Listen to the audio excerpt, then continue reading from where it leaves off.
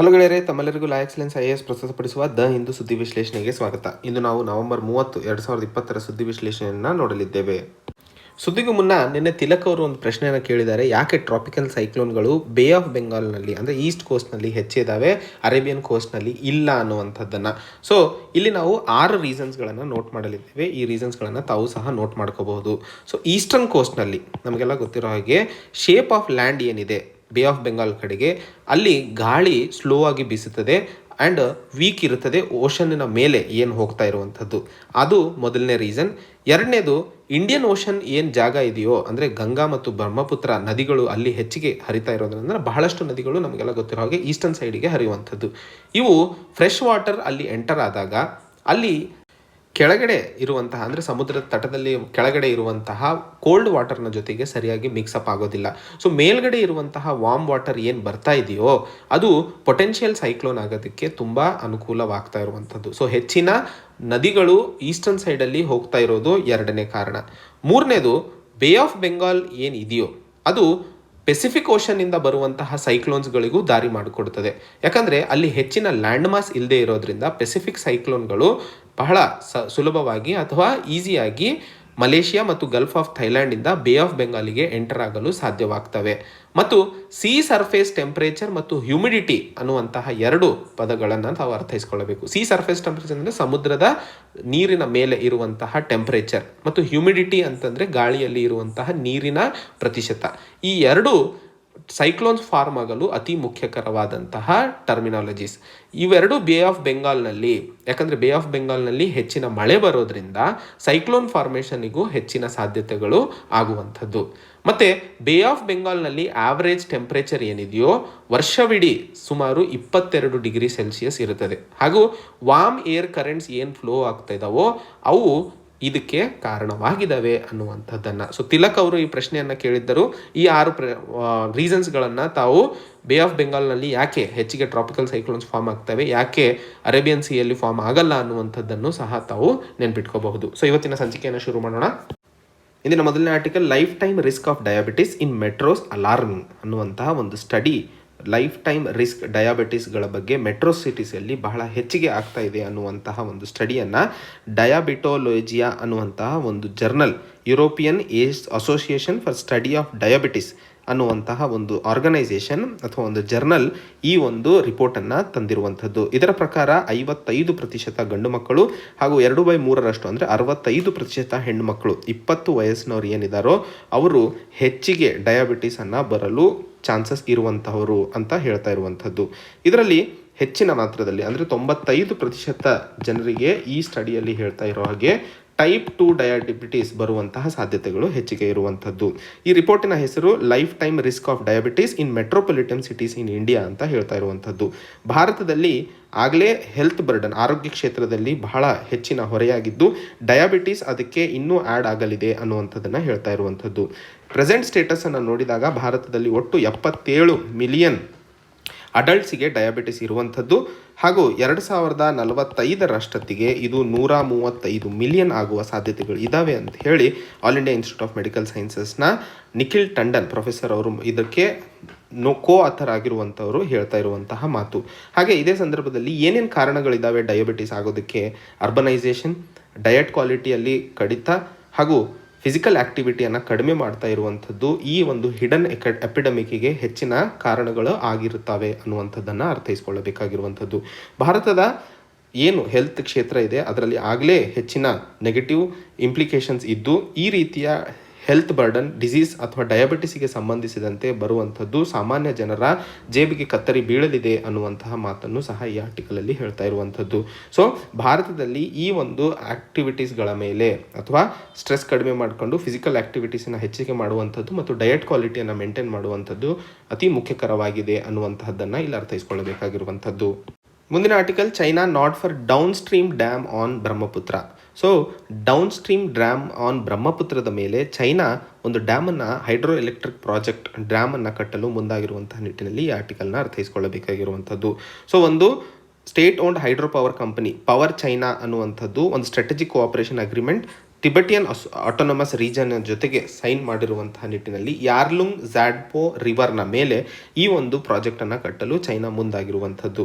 ಇಲ್ಲಿ ಅರ್ಥೈಸ್ಕೊಳ್ಳಬೇಕಾಗಿರುವಂಥದ್ದು ಅತಿ ಮುಖ್ಯವಾದ 2 ವಿಷಯಗಳು. ಮೊದಲನೇದಾಗಿ ಈ ಒಂದು ನದಿಯ ಮೇಲೆ ಚೈನಾ ಆಗಲೇ ಪ್ರಾಜೆಕ್ಟ್ಸ್ಗಳನ್ನು ಕಟ್ತಾ ಇದ್ದು, ಇನ್ನೂ 3 ಪ್ರಾಜೆಕ್ಟ್ಸ್ ಅಂದರೆ ಡಾಗು, ಜಿಯು ಹಾಗೂ ಜಿಯಾಚಾ ಅನ್ನುವಂತಹ 3 ಪ್ರಾಜೆಕ್ಟ್ಸ್ಗಳು ಅಪ್ಪರ್ ಮತ್ತು ಮಿಡಲ್ ರೀಚಸ್ನಲ್ಲಿ ಕಟ್ತಾ ಇರುವಂಥದ್ದು. 2015ರಲ್ಲಿ ಚೈನಾ ಝಾಂಗ್ಮು ಅನ್ನುವಂತಹ ಒಂದು ಫಸ್ಟ್ ಹೈಡ್ರೋ ಎಲೆಕ್ಟ್ರಿಕ್ ಪ್ರಾಜೆಕ್ಟನ್ನು ತಂದಿತ್ತು.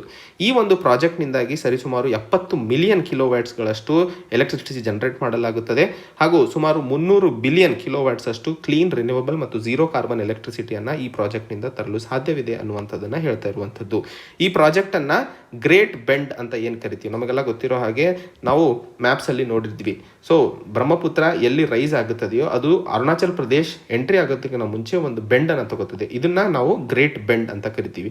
ಈ ಗ್ರೇಟ್ ಬೆಂಡ್ ಜಾಗದಲ್ಲಿ ಈಗ ಚೈನಾ ಈ ಒಂದು ಯಾರ್ಲುಂಗ್ ಝ್ಯಾಂಗ್ಪೋ ಗ್ರ್ಯಾಂಡ್ ಕ್ಯಾನಿಯನ್ ಮೆಗ್ಡಾಕ್ ಕೌಂಟಿ ಅನ್ನುವಂತಹ ಒಂದು ಜಾಗದಲ್ಲಿ ಎಲ್ಲಿ ಈ ನದಿ 2000 ಮೀಟರ್ಗಳಷ್ಟು ಕೆಳಗೆ ಬೀಳುತ್ತದೆಯೋ ಅಲ್ಲಿಂದ ಮತ್ತೆ ಅರುಣಾಚಲ್ ಪ್ರದೇಶಿಗೆ ಎಂಟರ್ ಆಗೋ ಜಾಗದಲ್ಲಿ ಈ ಒಂದು ಪ್ರಾಜೆಕ್ಟನ್ನು ಕಟ್ತಾ ಇರುವಂಥದ್ದು. ಈ ಪ್ರಾಜೆಕ್ಟ್ನಿಂದಾಗಿ ಭಾರತಕ್ಕೆ ಏನಾದರೂ ನಷ್ಟ ಇದೆಯಾ ಅಂತ ನೋಡಿದ್ದಲ್ಲಿ ಇಲ್ಲ. ಯಾಕಂದರೆ ಹೈಡ್ರೋ ಎಲೆಕ್ಟ್ರಿಕ್ ಪ್ರಾಜೆಕ್ಟ್ಸ್ ಕಟ್ಟಬೇಕಾದ್ರೆ ಮಾಡುವಂಥದ್ದು ಸ್ಟೋರೇಜ್ ಮಾತ್ರ. ಸೊ ಈಗಾಗಲೇ ಬಹಳಷ್ಟು ಪ್ರಾಜೆಕ್ಟ್ಸ್ಗಳು ಇದ್ದು ಯಾವುದೇ ರೀತಿಯಲ್ಲಿ ಫ್ಲೋ ಅಲ್ಲಿ ಯಾವುದೇ ಬದಲಾವಣೆಗಳು ಆಗದೇ ಇರೋದ್ರಿಂದ ಭಾರತಕ್ಕೆ ಇದು ಯಾವುದೇ ನಷ್ಟವಾಗೋದಿಲ್ಲ. ಆದರೆ ಎಷ್ಟರ ಮಟ್ಟಿಗೆ ಟೆಕ್ನಿಕಲಿ ಫೀಸಿಬಲ್ ಇದೆ ಈ ಪ್ರಾಜೆಕ್ಟ್ ಅನ್ನುವಂಥದ್ದು ಇನ್ನೂ ಸ್ಟಡಿ ಮಾಡಿಲ್ಲದೆ ಇರುವಂಥದ್ದು, ಎನ್ವೈರ್ಮೆಂಟಲಿ ಎಷ್ಟು ಕನ್ಸರ್ನ್ಸ್ಗಳು ಇದ್ದಾವೆ ಅನ್ನುವಂಥದ್ದು ನೋಡದೇ ಇರೋದ್ರಿಂದ ಇನ್ನೂ ಅದನ್ನು ಕಾದು ನೋಡಬೇಕಾಗಿದೆ. ಸೊ ಈ ಒಂದು ಪ್ರಾಜೆಕ್ಟ್ ಭಾರತ ಮತ್ತು ಚೈನಾದ ನಡುವೆ ಇನ್ನೂ ಹೊಸ ಚಾಲೆಂಜಸ್ ಅನ್ನು ತಂದು ಇಡಲಿದೆ ಅನ್ನುವಂತಹ ಮಾತನ್ನು ಹೇಳ್ತಾ ಇರುವಂಥದ್ದು ಇಲ್ಲಿ ಅರ್ಥೈಸ್ಕೊಳ್ಳಬೇಕಾಗಿದೆ.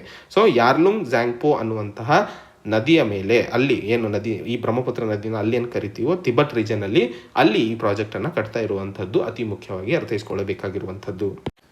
ಮುಂದಿನ article assassination and its aftermath the fallout of Fakhrizadeh killing while benefiting Israel will add to instability in West Asia ಅನ್ನುವಂತಹ ಆರ್ಟಿಕಲ್. ಸೊ ಈ ಒಂದು ಆರ್ಟಿಕಲ್ ಬಗ್ಗೆ ನಾವು ಒಂದಿಷ್ಟು ಸಂಕ್ಷಿಪ್ತವಾಗಿ ನೆನ್ನೆ ಮಾಡಿದಂತಹ ನ್ಯೂಸ್ ಅನಾಲಿಸಿಸಲ್ಲೂ ನೋಡಿದ್ವಿ. ಈ ಆರ್ಟಿಕಲಲ್ಲಿ ನಮಗೆಲ್ಲ ಗೊತ್ತಿರೋ ಹಾಗೆ ಮೊಹಸಿನ್ ಫಕ್ರಿಜದೆ ಏನು ಇರಾನಿಯನ್ ಸೈಂಟಿಸ್ಟ್ ಆಗಿದ್ದರೋ, ಇರಾನ್ ನ್ಯೂಕ್ಲಿಯರ್ ವೆಪನ್ ಪ್ರೋಗ್ರಾಮ್ನ ಬೆನ್ನೆಲುಬು, ಅವರ ಅಸಾಸಿನೇಷನ್ ಹಿಂದಿನ ವಾರ ಆಗಿದ್ದು ಇದರಲ್ಲಿ ಇಸ್ರೇಲ್ನ ಕೈವಾಡ ಇದೆ ಅನ್ನುವಂತಹ ಶಂಕೆಗಳನ್ನು ಸಹ ಹಾಕ್ತಾ ಇರುವಂಥದ್ದು. US ಇಂಟೆಲಿಜೆನ್ಸ್ ಆಫೀಷಿಯಲ್ಸು ಸಹ ಹೇಳ್ತಾ ಇರೋ ಹಾಗೆ ಮೊಸಾದ್ ಫಕ್ರುದ್ದೀನನ್ನ ಅಥವಾ ಫಕ್ರುಜದೆ ಅವರ ಅಸಾಸಿನೇಷನ್ನಲ್ಲಿ ಇನ್ವಾಲ್ವ್ ಆಗಿದ್ದಾರೆ ಅನ್ನುವಂಥದ್ದನ್ನು ಹೇಳ್ತಾ ಇರುವಂಥದ್ದು. ಈ ಅಸಾಸಿನೇಷನ್ ಮಾಡಲು ಇಸ್ರೇಲ್ ಯಾಕೆ ಮುಂದಾಗಿರಬಹುದು ಅನ್ನೋದನ್ನು ನೋಡಿದಾಗ US ಮತ್ತು ಇರಾನಿನ ನಡುವೆ ಇದ್ದಂತಹ joint comprehensive plan of action ಏನು ಇತ್ತೋ ಅದು ಡೊನಾಲ್ಡ್ ಟ್ರಂಪ್ ಸರ್ಕಾರ ಹಿಂತೆಗೆದುಕೊಂಡಿತ್ತು. ಈ ಜಾಯಿಂಟ್ ಕಾಂಪ್ರಹೆನ್ಸಿವ್ ಪ್ಲಾನ್ ಆಫ್ ಆ್ಯಕ್ಷನ್ನ ಅಡಿಯಲ್ಲಿ ಇಸ್ರೇಲ್ ತನ್ನ ನ್ಯೂಕ್ಲಿಯರ್ ಫೆಸಿಲಿಟೀಸ್ಗಳನ್ನು ಲಿಮಿಟ್ ಮಾಡಬೇಕಾಗಿತ್ತು, ತನ್ನ ನ್ಯೂಕ್ಲಿಯರ್ ಎನ್ರಿಚ್ಮೆಂಟ್ ಪ್ರೋಗ್ರಾಮನ್ನು ತಡೆ ಹಿಡಿಯಬೇಕಾಗಿತ್ತು. ಆದರೆ ಈಗ ಯಾವಾಗ ಡೊನಾಲ್ಡ್ ಟ್ರಂಪ್ ಅವರು ಇದನ್ನು ಹಿಂಪಡೆದುಕೊಂಡ್ರೋ ಇರಾನ್ ಅದರ ವಿರುದ್ಧವಾಗಿ ಈ ನ್ಯೂಕ್ಲಿಯರ್ ಎನ್ರಿಚ್ಮೆಂಟ್ ಪ್ರೋಗ್ರಾಮನ್ನು ಮುಂಸಾಗಿಸ್ತಾ ಇತ್ತು. ಈಗ US ಆದಂತಹ ಸರ್ಕಾರದ ಬದಲಾವಣೆಯಿಂದಾಗಿ ಟ್ರಂಪ್ ಸರ್ಕಾರ ಸೋತಿದ್ದು ಜೋ ಬಿಡನ್ ಅವರು ಮತ್ತೆ ವಾಪಸ್ ಬರ್ತಾ ಇದ್ದಾರೆ. ಆ್ಯಂಡ್ ಅವರು ಬರಾಕ್ ಒಬಾಮಾ ಅವರ ಕಾಲ್ನಡಿಗೆಯಲ್ಲಿ ಅಥವಾ ಅವರ ಲೆಗಸಿ ಮೇಲೆ ನಡೆಯಲಿದ್ದು ಈ ಒಂದು joint comprehensive plan of action ಮತ್ತೆ ಬೆಳಕಿಗೆ ಬರಲಿದೆ ಅನ್ನುವಂತಹ ಹೆದರಿಕೆಯಿಂದ ಇಸ್ರೇಲ್ ಈ ಒಂದು ಅಸಾಸಿನೇಷನ್ಗೆ ಕೈ ಹಾಕಿರಬಹುದು ಅನ್ನುವಂಥದ್ದನ್ನು ಹೇಳ್ತಾ ಇರುವಂಥದ್ದು. ಹಾಗೆ ಈ ಒಂದು ಕಾರಣಕ್ಕೆ ಅಥವಾ ಇಸ್ರೇಲ್ ಇದಕ್ಕೆ ಯಾಕೆ ಮುಂದಾಯಿತು, ಹಾಗೆ ಇಸ್ರೇಲಿನ ಜೊತೆಯಲ್ಲಿ ರಿಯಾದ್ ಯಾಕೆ ಕೈಕೊಟ್ಟಿದೆ ಮತ್ತು ಡೊನಾಲ್ಡ್ ಟ್ರಂಪ್ ಸರ್ಕಾರ ಯಾಕೆ ಇರಾನ್ ಸರ್ಕಾರದ ವಿರುದ್ಧ ಇಷ್ಟೊಂದು ಕಿಡಿಕಾರಿದ್ರು ಅನ್ನುವಂಥದ್ದನ್ನು ನೋಡಿದಾಗ ಇಸ್ರೇಲ್ನ ಅತಿ ಮುಖ್ಯವಾದ ಮೊದಲನೇ ಅಜೆಂಡಾ ಈ ಒಂದು ವೆಸ್ಟ್ ಏಷ್ಯಾ ರೀಜನ್ನಲ್ಲಿ ನ್ಯೂಕ್ಲಿಯರ್ ಮೊನೋಪಲಿಯನ್ನು ಹೊಂದ್ಕೋಬೇಕಾಗಿರುವಂಥದ್ದು. ಹಾಗೆ ಎರಡನೇ ಕಡೆಗೆ ಸೌದಿ ಅರೇಬಿಯಾ ನೋಡಿದ್ದಲ್ಲಿ ರಿಯಾದ್ ಏನು ಸೌದಿ ಅರೇಬಿಯಾ ಕ್ಯಾಪಿಟಲ್ ಆಗಿದೆಯೋ ರಿಯಾದ್ ಇರಾನ್ ಮಾತ್ರ ಒಂದು ಪ್ರೈಮರಿ ಪ್ರಿನ್ಸಿಪಲ್ ಅಡ್ವರ್ಸರಿ ಆಗಿದೆ ಮತ್ತು ಪ್ರೈಮರಿ ಥ್ರೆಟ್ ಆಗಿದೆ ರಿಯಾದಿಗೆ ಆ ಒಂದು ವೆಸ್ಟ್ ಏಷ್ಯಾ ರೀಜನಲ್ಲಿ ಲೀಡರ್ ಆಗಿ ಹೊರಹೊಮ್ಮಲು ಅನ್ನುವಂತಹ ಭಯ ಯಾವಾಗಲೂ ಸೌದಿ ಅರೇಬಿಯಾಗೆ ಇರುವಂಥದ್ದು. ಸೊ ಈ ಒಂದು ಫಕ್ರಿಜದೆ ಅವರ ಅಸಾಸಿನೇಷನಿಗೆ ಇಸ್ರೇಲ್ ಮತ್ತು ಸೌದಿ ಅರೇಬಿಯಾ ಇವರ ಜೊತೆಯಲ್ಲಿ ಡೊನಾಲ್ಡ್ ಟ್ರಂಪ್ ಸರ್ಕಾರದ ಸಹಕಾರ ಇತ್ತು ಅನ್ನುವಂಥದ್ದನ್ನು ಹೇಳಲಾಗ್ತಿದೆ. ಮತ್ತು ಈ ಒಂದು ಅಸಾಸಿನೇಷನ್ನಿಂದಾಗಿ ಇಸ್ರೇಲ್ ಎರಡೂ ಕಡೆಯಿಂದಲೂ ಲಾಭ ಪಡೀತಿದೆ. ಇರಾನ್ ಸುಮ್ಮನೆ ಇದ್ದರೂ ಸಹ ಇಸ್ರೇಲಿಗೆ ಲಾಭ, ಇರಾನ್ ಏನು ಮಾಡದೇ ಇದ್ದರೂ ಸಹ ಇಸ್ರೇಲಿಗೆ ಲಾಭವಿದೆ. ಸಪೋಸ್ ಏನಾದರೂ ಇರಾನ್ ಈ ಒಂದು ಅಸಾಸಿನೇಷನ್ ಅನ್ನ ವಿರುದ್ಧವಾಗಿ ಇಸ್ರೇಲನ್ನು ಟಾರ್ಗೆಟ್ ಮಾಡಲು ಶುರು ಮಾಡಿತು ಅಂದರೆ ಇಸ್ರೇಲು ಅರಬ್ ಮತ್ತು ಅಮೆರಿಕ ರಾಷ್ಟ್ರಗಳ ಅಲೈಯಾಗಿದ್ದು ತನ್ನ ಅಲೈಸ್ ಮೇಲೆ ಯುದ್ಧ ಸಾರಿದ ನಂತರ ಆಟೋಮೆಟಿಕಲಿ ಅಮೆರಿಕ ಮತ್ತು ಅರಬ್ ಕಂಟ್ರೀಸ್ ಇರಾನನ್ನು ಟಾರ್ಗೆಟ್ ಮಾಡಲು ಶುರು ಮಾಡ್ತವೆ. ಹಾಗೆ ಇರಾನ್ ಏನಾದರೂ ಇಸ್ರೇಲ್ನ ಟಾರ್ಗೆಟ್ ಮಾಡದೇ ಇದ್ದಿದ್ದಲ್ಲಿ ಅಲ್ಲಿನ ಜನ, ಇರಾನಿನ ಜನ ಇರಾನ್ ಸರ್ಕಾರದ ವಿರುದ್ಧ ಕೂಗು ಹಾಕ್ತಾರೆ. ಆ್ಯಂಡ್ ಈ ಒಂದು ಜಾಯಿಂಟ್ ಕಾಂಪ್ರಹೆನ್ಸಿವ್ ಆ್ಯಕ್ಷನ್ ಏನು ಪ್ಲ್ಯಾನ್ ಇದೆ ಅದಕ್ಕೆ ಯಾವುದೇ ಸಹಮತ ಜನರಿಂದ ಸಿಗೋದಿಲ್ಲ. ಆ್ಯಂಡ್ ಇದು ಮುಂಸಾಗಲು ಸಾಧ್ಯವಿಲ್ಲ ಅನ್ನುವಂತಹ ಒಂದು ಕುತಂತ್ರವನ್ನು ಅಥವಾ ಒಂದು ಸ್ಟ್ರಾಟಜಿಯನ್ನು ಇಲ್ಲಿ ನಾವು ನೋಡಬಹುದಾಗಿದೆ. ಮುಂದಿನ article, the Paris agreement is no panacea. Panacea ಅಂತಂದರೆ ಯಾವುದೇ ಒಂದು ರೋಗಕ್ಕೆ ಅಥವಾ ಸಮಸ್ಯೆಗೆ ಇದು ಸೊಲ್ಯೂಷನ್ ಅಲ್ಲ ಅನ್ನುವಂಥದ್ದು. ಸೊ ಪ್ಯಾರಿಸ್ ಅಗ್ರಿಮೆಂಟ್ ನಮ್ಮ ಎನ್ವೈರ್ಮೆಂಟಲ್ ಪ್ರಾಬ್ಲಮಿಗೆ ಸರಿಯಾದ ಸೊಲ್ಯೂಷನ್ ಅಲ್ಲ ಅನ್ನುವಂತಹ ಆರ್ಟಿಕಲನ್ನು ಇಲ್ಲಿ ನಾವು ನೋಡ್ತಾ ಇರುವಂಥದ್ದು. ಸೊ ಈ ಆರ್ಟಿಕಲ್ನಲ್ಲಿ ನಾವು ಸಂಕ್ಷಿಪ್ತವಾಗಿ ಬ್ರೀಫ್ ಆಗಿ ಇದುವರೆಗೂ ಮಾಡಿದಂತಹ ಎಲ್ಲ ಪ್ರೋಗ್ರಾಮ್ಸ್ಗಳು, ಸ್ಟಾಕ್ ಹೋಮ್ ಕಾನ್ಫರೆನ್ಸ್ ಆಗಿರ್ಬೋದು, ಅದಾದ ನಂತರ ರಿಯೋ ಕಾನ್ಫರೆನ್ಸ್ ಆಗಿರ್ಬೋದು, ಅದಾದ ನಂತರ ಕೊಪೆನ್ಹ್ಯಾಗನ್ ಆಗಿರ್ಬೋದು, ಅದಾದ ನಂತರ ಬಂದಿರುವಂಥದ್ದು ಪ್ಯಾರಿಸ್ ಅಗ್ರಿಮೆಂಟ್ ಆಗಿರ್ಬೋದು, ಇವುಗಳಲ್ಲಿ ಏನೇನು ಬದಲಾವಣೆಗಳು ಆದವು ಆ್ಯಂಡ್ ಡೆವಲಪ್ಡ್ ಮತ್ತು ಡೆವಲಪಿಂಗ್ ಕಂಟ್ರೀಸ್ ಇದಕ್ಕೆ ಯಾವ ರೀತಿಯಲ್ಲಿ ಸ್ಪಂದಿಸಿದ್ವು ಆ್ಯಂಡ್ ಇವತ್ತು ಪ್ಯಾರಿಸ್ ಕ್ಲೈಮೇಟ್ ಅಗ್ರಿಮೆಂಟ್ನಲ್ಲಿ ಏನು ನಾವು ಹಿನ್ನಡತೆ ಕಾಣ್ತಾ ಇದ್ದೀವಿ ಆ್ಯಂಡ್ ಇವತ್ತಿನ ಪ್ರೆಸೆಂಟ್ ಸಿಚುವೇಷನ್ನಲ್ಲಿ ಏನಾಗುವ ಸಾಧ್ಯತೆಗಳು ಇದ್ದಾವೆ ಅನ್ನುವಂಥದ್ದನ್ನು ಸಂಕ್ಷಿಪ್ತವಾಗಿ ಇಲ್ಲಿ ಅನಲೈಸ್ ಮಾಡಲಿದ್ದೇವೆ. ಸೊ ಇಲ್ಲಿ ಬ್ರೀಫ್ ಹಿಸ್ಟಾರಿಕಲ್ ಬ್ಯಾಕ್ಗ್ರೌಂಡ್ ಇರೋದ್ರಿಂದ ಇದು ಎನ್ವೈರ್ಮೆಂಟ್ಗೆ ಅತಿ ಮುಖ್ಯವಾಗಿರುವಂತಹ ಆರ್ಟಿಕಲ್ ಅನ್ನುವಂಥದ್ದನ್ನು ಇಲ್ಲಿ ನೋಟ್ ಮಾಡ್ಕೋಬೇಕು. ನಮಗೆಲ್ಲ ಗೊತ್ತಿರೋ ಹಾಗೆ US ಪ್ರೆಸಿಡೆಂಟ್ ಡೊನಾಲ್ಡ್ ಟ್ರಂಪ್ ಅವರು ಈ ಒಂದು ಪ್ಯಾರಿಸ್ ಕ್ಲೈಮೇಟ್ ಅಗ್ರಿಮೆಂಟಿಂದ ಹೊರನಡೆದರು. ಆದರೆ ನಮಗೆಲ್ಲ ಗೊತ್ತಿರೋ ಹಾಗೆ ಪ್ಯಾರಿಸ್ ಕ್ಲೈಮೇಟ್ ಅಗ್ರಿಮೆಂಟನ್ನು US ಮತ್ತು ಚೈನಾದ ಒಂದು ಸಂಚು ಅಂತಲೇ ಕನ್ಸಿಡರ್ ಮಾಡ್ತಾ ಇದ್ರು. ಆ ಸಮಯದಲ್ಲಿ ರಿಯೋ ಡಿಕ್ಲರೇಷನ್ 1992 ಮತ್ತು ಕ್ಯೋಟೋ ಪ್ರೋಟೋಕಾಲ್ 97 ಇವೆರಡರಿಂದ ತಪ್ಪಿಸಿಕೊಳ್ಳಲು ಈ ಒಂದು ಪ್ಯಾರಿಸ್ ಅಗ್ರಿಮೆಂಟನ್ನು ಮುಂತಂದು ಡೆವಲಪಿಂಗ್ ರಾಷ್ಟ್ರಗಳನ್ನು ಸೈನ್ ಮಾಡಲು ಮುಂದೆ ಮಾಡಿದರು. ಇದರ ಅಡಿಯಲ್ಲಿ ಡೆವಲಪ್ಡ್ ರಾಷ್ಟ್ರಗಳು ಏನಿರ್ತವೋ ಅವುಗಳನ್ನು ಮ್ಯಾಂಡೇಟರಿ ಆಬ್ಲಿಗೇಷನ್ ಏನಿತ್ತೋ ಗ್ರೀನ್ ಹೌಸ್ ಗ್ಯಾಸಸನ್ನು ರಿಡ್ಯೂಸ್ ಮಾಡುವಂಥದ್ದು ಅದರಿಂದ ಹೊರ ಇಟ್ಟಿದ್ದರು. ಆದರೆ ಟ್ರಂಪ್ ಸರ್ಕಾರ ಇದೇ ಪ್ಯಾರಿಸ್ ಅಗ್ರಿಮೆಂಟನ್ನೇ ಇದು ಒಂದು ಸುಳ್ಳು ಸಂಚು, ಇದರಿಂದ ಯಾವುದೇ ಒಂದು ಲಾಭ ಇಲ್ಲ ರಾಷ್ಟ್ರಕ್ಕೆ ಅನ್ನುವಂತಹ ಮಾತುಗಳಿಂದ ಹೊರನಡೆದರು. ಪ್ಯಾರಿಸ್ ಅಗ್ರಿಮೆಂಟ್ ಏನು ಸೊಲ್ಯೂಷನ್ ಅಂತ ಕನ್ಸಿಡರ್ ಮಾಡಲಾಗಿತ್ತೋ ಯಾವುದೋ ಒಂದು ಸೊಲ್ಯೂಷನಿಗೆ, ಅಂದರೆ ಎನ್ವೈರ್ಮೆಂಟಲ್ ಪ್ರಾಬ್ಲಮ್ಸಿಗೆ, ಅದು ಅಲ್ಲಿಗೆ ಸುಳ್ಳು ಆಗಿ ನಿಂತು ಬಿಡ್ತು. ಏನು ಕಾಮನ್ ಮತ್ತು ಡಿಫ್ರೆನ್ಷಿಯಲ್ ರೆಸ್ಪಾನ್ಸಿಬಿಲಿಟೀಸ್ ಮತ್ತು ಪೊಲ್ಯೂಟರ್ಸ್ಗಳು ಹಣ ಕಟ್ಟಬೇಕು ಅನ್ನುವಂತಹ ಸಿದ್ಧಾಂತವನ್ನು ತರಲಾಗಿತ್ತೋ ಅದನ್ನು ಹಿಂದೆ ಇಡಲು ಟ್ರಂಪ್ ಸರ್ಕಾರ ಮುಂದಾಗಿತ್ತು. ಆದರೆ ಪ್ಯಾರಿಸ್ ಅಗ್ರಿಮೆಂಟನ್ನು ಹೋಕ್ಸ್ ಅಂತ ಕರಿತಾ ಇರುವಂಥದ್ದು ನಮ್ಮ ದೇಶದ ಅಥವಾ ಪ್ರಪಂಚದ ಗ್ಲೋಬಲ್ ಟೆಂಪರೇಚರನ್ನು 2 ಡಿಗ್ರಿ ಸೆಲ್ಸಿಯಸ್ಸಿಗೆ ನಿಲ್ಲಿಸುವಂತಹ ಸಂದರ್ಭಕ್ಕೆ ಮುಂದಾಗದೇ ಇದ್ದಲ್ಲಿ ಪ್ರಪಂಚ ಹೆಚ್ಚಿನ ಡಿಸಾಸ್ಟರ್ಸ್ ಕಾನ್ಸಿಕ್ವೆನ್ಸಸ್ಗೆ ಮುಂದಾಗಲಿದೆ ಅನ್ನುವಂಥದ್ದನ್ನು ಹೇಳ್ತಾ ಇರುವಂಥದ್ದು.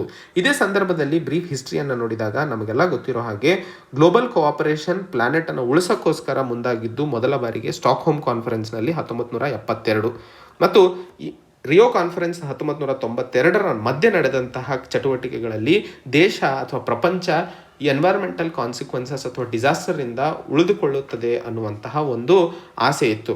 ಆದರೆ ಈ ಸಮಯದಲ್ಲಿ ಬಂದಂತಹ ಸೈಂಟಿಫಿಕ್ ಎವಿಡೆನ್ಸ್ಗಳು 1972ರಿಂದ 92 ನಂತರ 2ರಲ್ಲಿ ಆಂಥ್ರೋಪಾಲಜಿಕಲ್ ಎಮಿಷನ್ಸ್, ಅಂದರೆ ಮನುಷ್ಯರ ಚಟುವಟಿಕೆಗಳಿಂದ ಆಗುವಂತಹ ಎಮಿಷನ್ಸ್ಗಳಿಂದಾಗಿ ಗ್ಲೋಬಲ್ ವಾರ್ಮಿಂಗ್ ಏನಿದೆ ಇದಕ್ಕೆ ಸರಿಯಾದ ಸ್ಟ್ರಾಟಜಿ ಹಾಕುವ ಅವಶ್ಯಕತೆ ಇದೆ ಮತ್ತು ಏನಾದರೂ ಪ್ರಾವರ್ಟಿಯನ್ನು ಹೊರತೆಗಬೇಕು, ಏನಾದರೂ ಬಡತನವನ್ನು ಪ್ರಪಂಚದಿಂದ ಹೊಡೆದೋಡಿಸಬೇಕು ಅಂತಂದಿದ್ದಲ್ಲಿ ವರ್ಸ್ಟ್ ಪೊಲ್ಯೂಟರ್ಗಳನ್ನು ತೆಗೆದುಹಾಕಬೇಕು.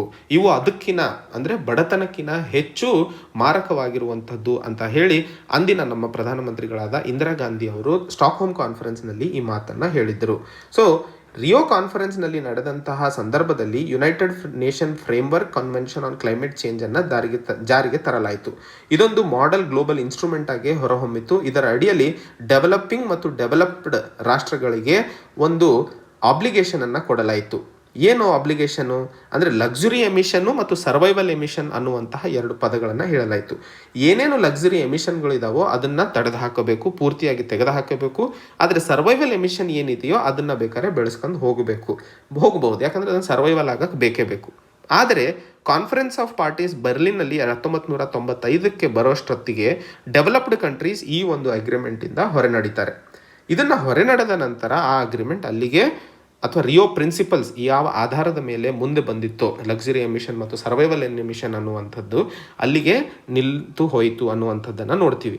ಕೊಯೋಟೋ ಪ್ರೋಟೋಕಾಲ್ ರಿಯೋ ಪ್ರಿನ್ಸಿಪಲ್ಸ್ಗಳ ಆಧಾರದ ಮೇಲೆ ಮುಂದೆ ಬಂತು. ಇದರ ಅಡಿಯಲ್ಲಿ ಡೆವಲಪಿಂಗ್ ರಾಷ್ಟ್ರಗಳಿಗೆ ಅಥವಾ ಡೆವಲಪ್ಡ್ ರಾಷ್ಟ್ರಗಳಿಗೆ ಒಂದು ಫಿಕ್ಸ್ಡ್ ಎಮಿಷನ್ ಟಾರ್ಗೆಟ್ಸ್ ಅನ್ನು ಕೊಡಲಾಯಿತು.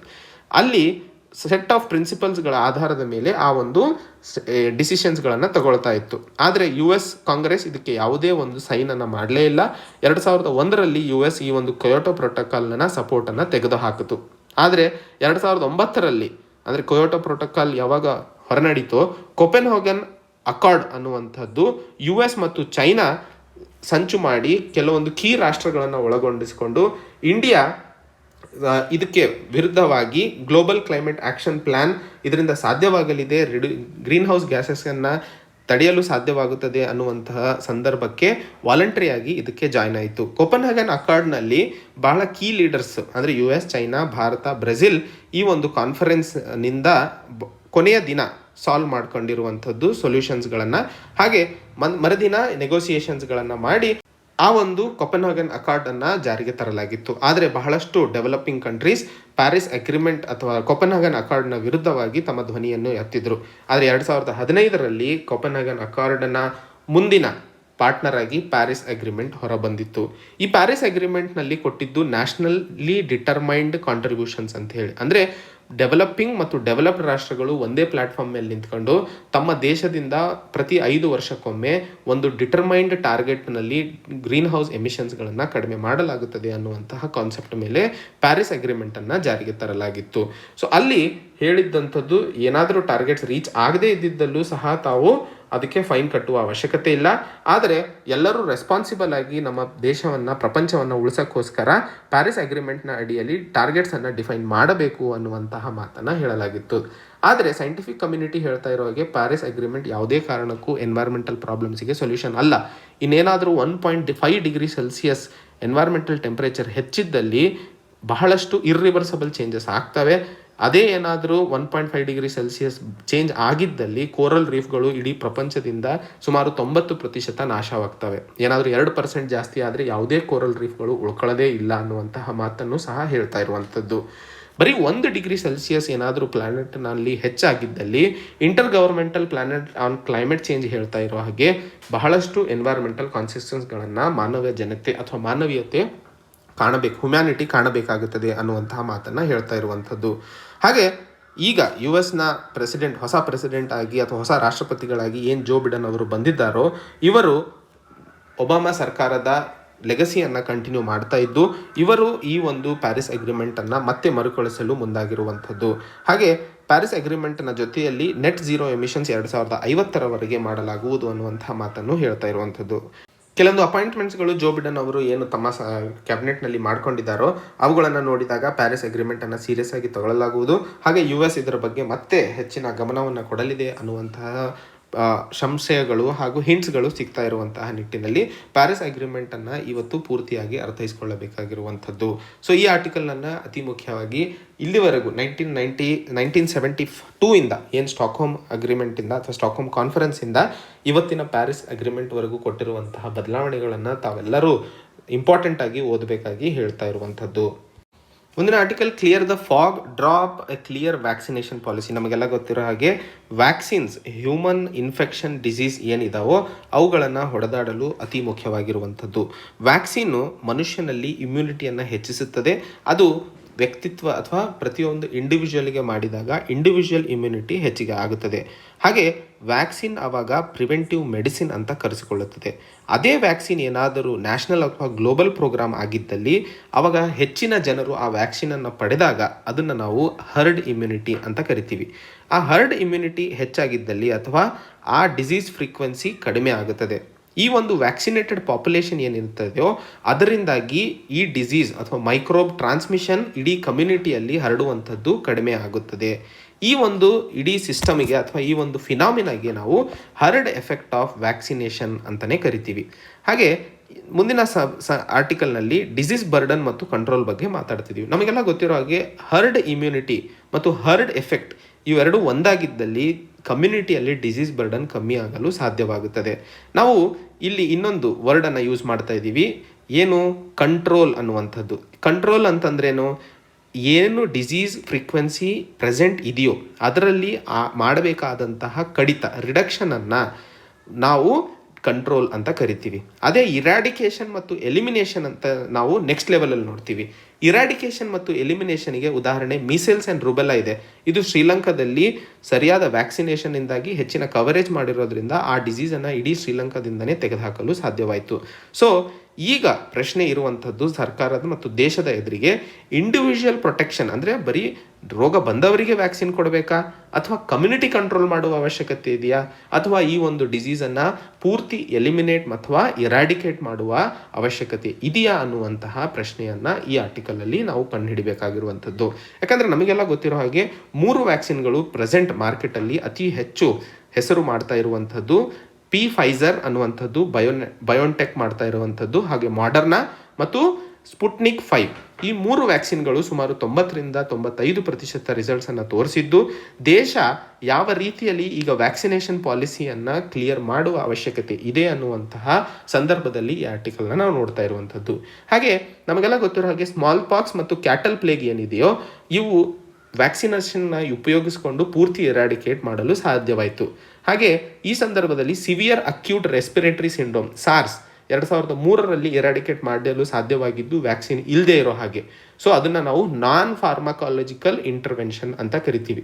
ಇದರ ಅಡಿಯಲ್ಲಿ ಸರಿಯಾದ ವ್ಯಕ್ತಿಯನ್ನು ಟ್ರ್ಯಾಕ್ ಮಾಡಿ ಅವರನ್ನು ಕ್ವಾರಂಟೈನ್ ಮಾಡಿ ಅವರನ್ನು ದೂರ ಇಡಲು ಸಾಧ್ಯವಾಗಿದ್ದರಿಂದ ಇದನ್ನು ಇರಾಡಿಕೇಟ್ ಮಾಡಲು ಸಾಧ್ಯವಾಯಿತು. ಆದರೆ ಸಾರ್ಸ್ನಲ್ಲಿ ಒಂದು ಅಡ್ವಾಂಟೇಜ್ ಏನಿತ್ತು ಅಂದರೆ ಜ್ವರ ಬಂದ ಮೇಲೆ ವ್ಯಕ್ತಿಗೆ ಅದಾದ ನಂತರ ಆ ಒಂದು ವೈರಸ್ ಬೇರೆ ವ್ಯಕ್ತಿಗಳಿಗೆ ಟ್ರಾನ್ಸ್ಫರ್ ಆಗ್ತಿತ್ತು. ಸೊ ಜ್ವರ ಬಂದ ತಕ್ಷಣ ಅವರನ್ನು ಕ್ವಾರಂಟೈನ್ ಮಾಡಲಾಗ್ತಿತ್ತು. ಆದರೆ COVID-19 novel corona virus transmission ಏನಿದೆಯೋ ಇದು ಜ್ವರ ಬರೋದಕ್ಕಿಂತ ಮುಂಚೆನೇ ಹರಡೋದ್ರಿಂದ ಇದನ್ನು ಐಡೆಂಟಿಫೈ ಮಾಡಿ ಕ್ವಾರಂಟೈನ್ ಮಾಡಲು ಅಥವಾ ಬೇರ್ಪಡಿಸಲು ನಮಗೆ ಸಾಧ್ಯವಾಗುತ್ತಿಲ್ಲ. ಸೊ ಏನು ಸಾರ್ಸ್ ಮಾಡಲು 2003ರಲ್ಲಿ ಸಾಧ್ಯವಾಯಿತು, ಕೋವಿಡ್-19ನಲ್ಲಿ ಆ ಒಂದು ಆಪ್ಷನ್ ಇಲ್ಲವೇ ಇಲ್ಲ. ಸೊ ಭಾರತದ ಎದುರಿಗೆ ಇರುವಂತಹದ್ದು ವ್ಯಾಕ್ಸಿನೇಷನನ್ನು ಭಾರತ ಪ್ರಿವೆಂಟಿವ್ ಮೆಡಿಸಿನ್ ಆಗಿ ಉಪಯೋಗಿಸ್ಕೋಬೇಕಾ, ಇಂಡಿವಿಜುವಲ್ ಪ್ರೊಟೆಕ್ಷನ್ಗೋಸ್ಕರ, ಅಥವಾ ಕಮ್ಯುನಿಟಿ ಕಂಟ್ರೋಲ್ ಆರ್ ಎಲಿಮಿನೇಷನ್ ಮಾಡಬೇಕಾ ಅನ್ನುವಂತಹ ಪ್ರಶ್ನೆ. ಸೊ ಭಾರತದ ಎದುರಿಗೆ ಇರುವಂತಹ ಯೂನಿವರ್ಸಲ್ ಇಮ್ಯುನೈಸೇಷನ್ ಪ್ರೋಗ್ರಾಮ್ ಪಾಲಿಸಿ ಏನಿದೆ ಅದರ ಅಡಿಯಲ್ಲಿ ಕೇಂದ್ರ ಸರ್ಕಾರ ವ್ಯಾಕ್ಸಿನನ್ನು ಪ್ರೊಕ್ಯೂರ್ ಮಾಡುತ್ತದೆ ಮತ್ತು ಸಪ್ಲೈ ಮಾಡುತ್ತದೆ. ಹಾಗೆ ರಾಜ್ಯ ಸರ್ಕಾರ ವ್ಯಾಕ್ಸಿನೇಷನನ್ನು ಇಂಪ್ಲಿಮೆಂಟ್ ಮಾಡುತ್ತದೆ. ಆದರೆ ಕೆಲವೊಂದು ಸಂದರ್ಭದಲ್ಲಿ ರಾಜ್ಯ ಸರ್ಕಾರಗಳು ಏನಾದರೂ ಪಾಲಿಸಿ ಲಿಮಿಟ್ಸ್ ಸರ್ಪಾಸ್ ಮಾಡಿದ್ದಲ್ಲಿ ಅಂದರೆ ಕೇಂದ್ರ ಸರ್ಕಾರ ಫಂಡ್ ಕೊಡದೇ ಇದ್ದಿದ್ದಲ್ಲಿ ಅವರು ಈ ಪಾಲಿಸಿಯಿಂದ ಹೊರ ಹೋಗುವ ಸಾಧ್ಯತೆಗಳಿದ್ದಾವೆ. ಉದಾಹರಣೆಗೆ ದೆಹಲಿಯಲ್ಲಿ ಮೀಸಲ್ಸ್, ಮಂಪ್ಸ್, ರುಬೆಲ್ಲಾ ಈ ವ್ಯಾಕ್ಸಿನ್ ಏನಿತ್ತೋ ಅದು ಸೆಂಟ್ರಲ್ ಗೌರ್ಮೆಂಟ್ ಪಾಲಿಸಿ ಅಡಿಯಲ್ಲಿ ಬರೀ ಮೀಸಲ್ಸ್ ವ್ಯಾಕ್ಸಿನಿಗೆ ಅವಕಾಶ ಕೊಡಲಾಗಿತ್ತು, ಆದರೆ ರುಬೆಲ್ಲಾಗಿ ಇರಲಿಲ್ಲ. ಆವಾಗ ಡೆಲ್ಲಿ ಸರ್ಕಾರ ತನ್ನ ಒಂದು ಫ್ರೀಡಮನ್ನು ಉಪಯೋಗಿಸಿತ್ತು. ಹಾಗೆ ಸಿಕ್ಕಿಂನಲ್ಲಿ ಹ್ಯೂಮನ್ ಪ್ಯಾಪಿಲೋಮಾ ವೈರಸ್ ವ್ಯಾಕ್ಸಿನ್ ಅದು ಸರ್ವಿಕಲ್ ಕ್ಯಾನ್ಸರಿಗೆ ಇರುವಂಥದ್ದು ಹೆಣ್ಣು ಮಕ್ಕಳಿಗೋಸ್ಕರ, ಅಲ್ಲಿ ಸಿಕ್ಕಿಂ ಸರ್ಕಾರ ತನ್ನದೇ ಒಂದು ಫ್ರೀಡಮ್ನಲ್ಲಿ ಈ ಒಂದು ಕ್ರಮವನ್ನು ಕೈಗೊಂಡಿತ್ತು. ಸೊ ಈಗ ಇರುವಂತಹ ಪ್ರಶ್ನೆಗಳು ಏನಂದರೆ ಸ್ಪುಟ್ನಿಕ್ 5, ಕೋವಿಶೀಲ್ಡ್, ಕೋವ್ಯಾಕ್ಸಿನ್ ಏನು ವ್ಯಾಕ್ಸಿನ್ಸ್ಗಳು ಇದಾವೋ ಇದು ಎಷ್ಟರ ಮಟ್ಟಿಗೆ ಜನರಿಗೆ ಸರಿಯಾದ ಸಮಯದಲ್ಲಿ ಸೇರಲಿದೆ, ಏನು ಕೇಂದ್ರ ಸರ್ಕಾರ ಇದಕ್ಕೆ ಸಂಬಂಧಿಸಿದಂತೆ ಪಾಲಿಸಿ ಮಾಡಲಿದೆ, ಯಾವ ರೀತಿಯಲ್ಲಿ ರಾಜ್ಯ ಸರ್ಕಾರಗಳು ಇದಕ್ಕೆ ಮುಂದಾಗಲಿದ್ದಾವೆ ಅನ್ನುವಂತಹ ಪ್ರಶ್ನೆ ಎದುರಿಗೆ ಇನ್ನೂ ಅನ್ಕ್ಲಿಯರ್ ಇಲ್ಲದೆ ಇರುವಂಥದ್ದು ಅಥವಾ ಯಾವುದೇ ಒಂದು ಕ್ಲಾರಿಟಿ ಇಲ್ಲದೆ ಇರುವಂಥದ್ದು. ಈ ಆರ್ಟಿಕಲ್ನಲ್ಲಿ ಲೇಖಕರು ಹೇಳ್ತಾ ಇರೋ ಹಾಗೆ ಕೇಂದ್ರ ಮತ್ತು ರಾಜ್ಯ ಸರ್ಕಾರಗಳು ಇದಕ್ಕೆ ಒಂದು ಕ್ಲಿಯರ್ ಪಾಲಿಸಿಯನ್ನು ಹಾಕುವ ಸಮಯ ಬಂದಿದೆ ಅನ್ನುವಂಥದ್ದನ್ನು ತಿಳಿಸ್ತಾ ಇರುವಂಥದ್ದು. ಇದು ಇವತ್ತಿನ ಸುದ್ದಿ ವಿಶ್ಲೇಷಣೆ ಗೆಳೆಯರೆ. ಸೊ ಮತ್ತೆ ಹೊಸ ಸಂಚಿಕೆಯೊಂದಿಗೆ ಭೇಟಿಯಾಗೋಣ. ಅಲ್ಲಿಯವರೆಗೆ ತಾವು ತಮ್ಮ ಆರೋಗ್ಯವನ್ನು ಕಾಪಾಡಿಕೊಂಡು ಚೆನ್ನಾಗಿ ಓದಿ ಅಂತ ಹೇಳ್ತಾ ಇವತ್ತಿನ ಸಂಚಿಕೆಯನ್ನು ಮುಗಿಸ್ತೇನೆ. ಅಲ್ಲಿವರೆಗೆ ಜೈ ಹಿಂದ್, ಜೈ ಕರ್ನಾಟಕ.